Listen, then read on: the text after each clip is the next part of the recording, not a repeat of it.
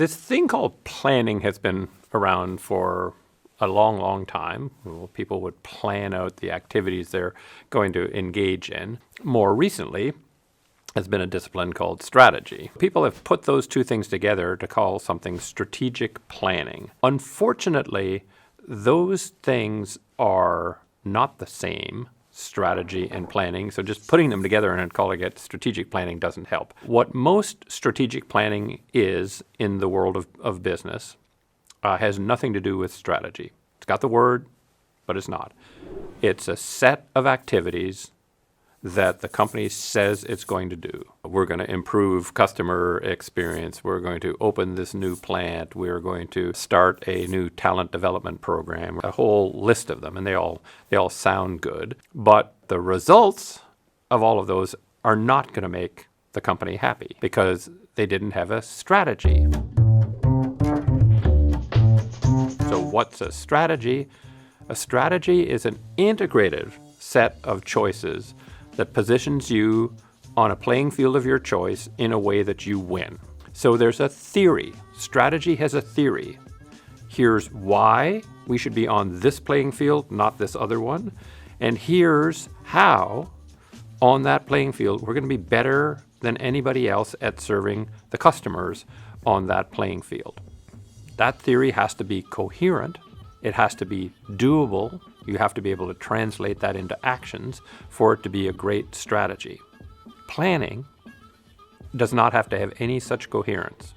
And it typically is what people in manufacturing want, the few things they want to build a new plant, and the marketing people want to launch a new brand, and the talent people want to hire more people. There tends to be a list that has no internal coherence to it and no specification of a way that is going to accomplish collectively some goal for the company.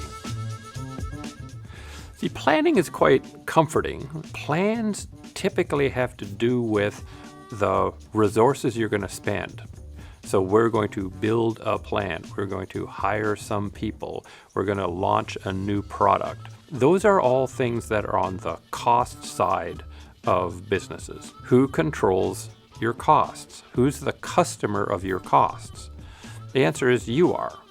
You decide how many square feet to lease, how many raw materials to buy, how many people to hire. Those are more comfortable because you control them. A strategy, on the other hand, specifies an outcome, a competitive outcome that you wish to achieve, which involves customers wanting your product or service enough that they will buy enough of it to make the profitability that you'd like to make. The tricky thing about that is that you don't control them. You might wish you could, but you can't. They decide, not you. That's a harder trick. So that means putting yourself out and saying, here's what we believe will happen. We can't prove it in advance. We can't guarantee it. But this is what we want to have happen and that we believe will happen. It's much easier to say, I'll build a factory, I will hire more people, etc., than I will have customers end up liking our offering more than those of competitors. The tricky thing about planning is that while you're planning, chances are at least one competitor is figuring out how to win. When U.S. air carriers were busily planning, what routes to fly and there was this little company in Texas called Southwest that had a strategy for winning.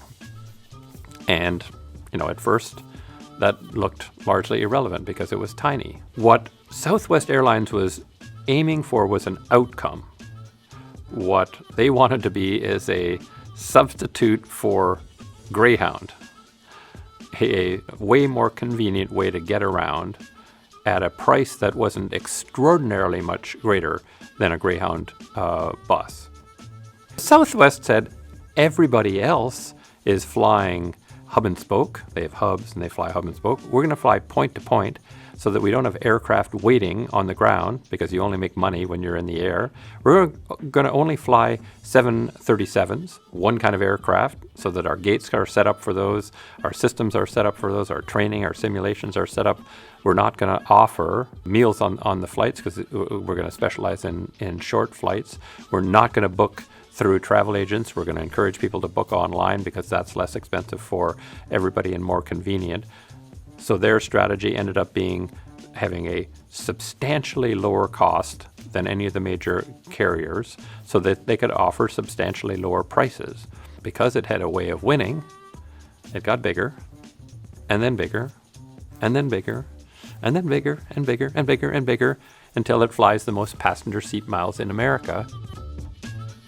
The major carriers were not trying to win against one another. They were all playing to play, as I say. They were playing to participate. Maybe buy more planes, get more gates, maybe grow some, not having a theory of, here's how we could be better than our competitors. And that was fine until somebody came along and said, here's a way to be better than everybody else for this segment.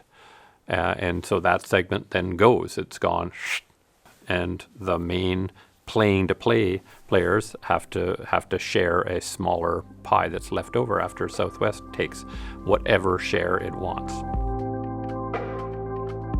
If you're trying to escape this planning trap, this comfort trap of doing something that's comfortable but not good for you, how do you start? The most important thing to recognize is that strategy will have angst associated with it. It'll make you feel somewhat nervous, because as a manager, chances are you've been taught you should do things that you can prove in advance. You can't prove in advance that your strategy will succeed.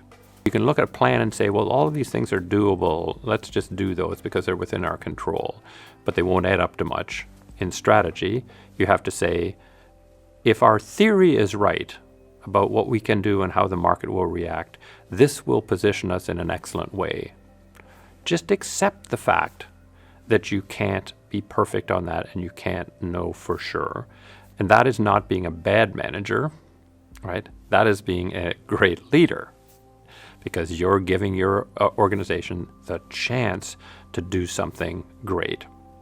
The second thing I do is say, lay out the logic of your strategy clearly.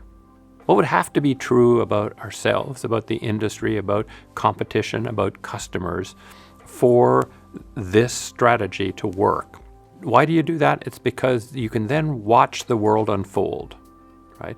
And if something that you say is in the logic that would have to be true for this to work is not working out quite the way you hoped, it'll allow you to tweak your strategy. And strategy is a journey. What you want to have is a mechanism for tweaking it, honing it, and refining it so it gets better and better as you go along. Another thing that helps with strategy is not letting it get overcomplicated. It's great if you can write your strategy on a single page. Here's where we're choosing to play. Here's how we're choosing to win. Here are the capabilities we need to have in place. Here are the management systems. And that's why it's going to achieve this goal, this aspiration that we have. Then you lay out the logic, what must be true for that all to work out the way we hope. Go do it and watch and tweak as you go along. That may feel somewhat more worry-making, angst-making than planning, but I would tell you that if you plan, that's a way to guarantee losing. If you do strategy, it gives you the best possible chance of winning.